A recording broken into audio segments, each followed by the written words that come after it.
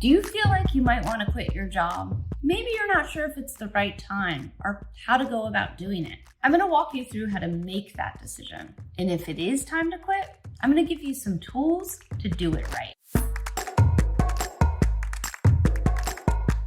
The first step, of course, is to figure out if quitting is right for you right now. If you've been feeling antsy in your current role, that may be a sign, but you need to dig deeper, asking yourself 3 pointed questions to understand exactly what's wrong.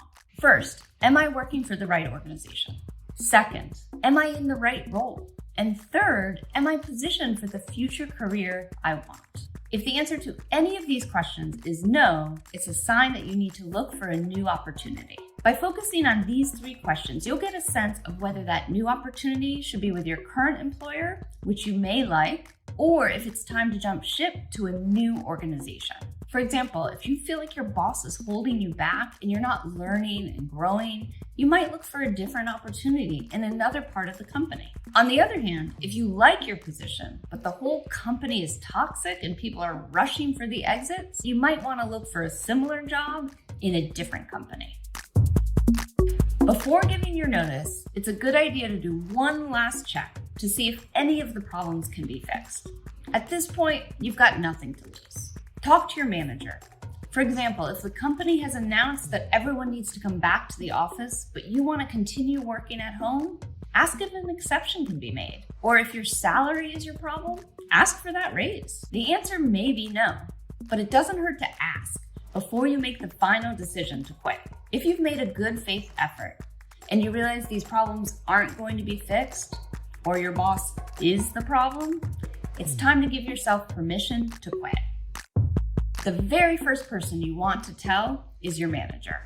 You may be tempted to leak the news to close colleagues or confidants, but that can be dangerous. After all, you don't want your boss finding out the news before you have a chance to explain your reasoning.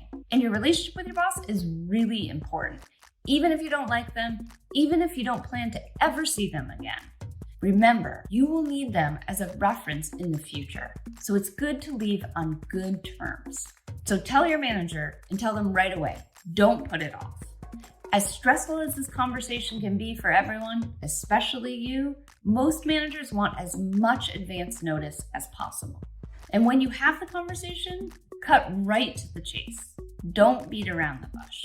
Tell them clearly, I've decided to move on to the next chapter of my career, and I'm committed to making this transition as smooth as possible. Now, you may be wondering, what reason do I give for why I'm quitting? And this is one of those rare occasions where it might be best not to be 100% truthful, especially if you hate working for that boss and that's why you're leaving. Instead, keep the reasons tightly focused on your needs and career goals. Frame it around what you want to do instead. A new role, a new industry, a new career, or just the need to shake things up for yourself. If your boss senses you're blaming them, you risk burning an important bridge. Remember that reference you're going to need from them? How long should you plan to stay after giving your notice? The quick answer, not too long and not too short. As you probably know, giving 2 weeks notice is customary, but you might consider offering to stay longer, especially if you're in a position that's senior and you can help train your successor.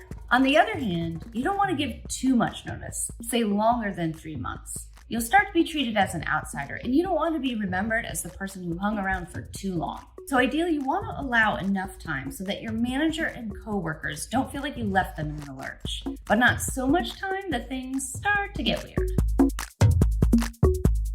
After you've given your notice, you have 2 primary goals.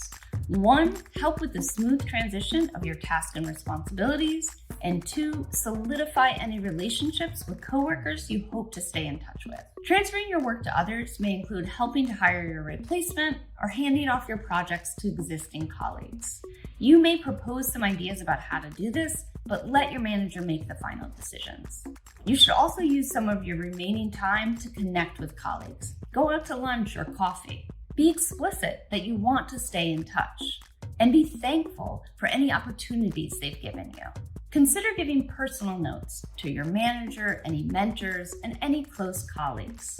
No matter how you felt about the job or the people, you want to be remembered as thoughtful and professional. Okay, that's a lot. So here's a quick summary. If you're thinking of quitting, ask yourself what the real problem is. Is it your boss? Is it the position? Is it the team you're on or the company? Knowing that will help influence what you should do next. If you do decide to quit, make one last check to see if there's anything that can be fixed that will change your mind. If not, tell your manager right away and tell them clearly. And don't leave the impression that they're the reason you're leaving, even if they are. If you can, offer to stay to help with the transition, but don't overstay once you've given your notice. And nurture your relationships with your coworkers who you hope to stay in touch with. You're leaving the job, but you need to maintain your network of former colleagues, even your boss. Thanks for watching. I hope this was helpful.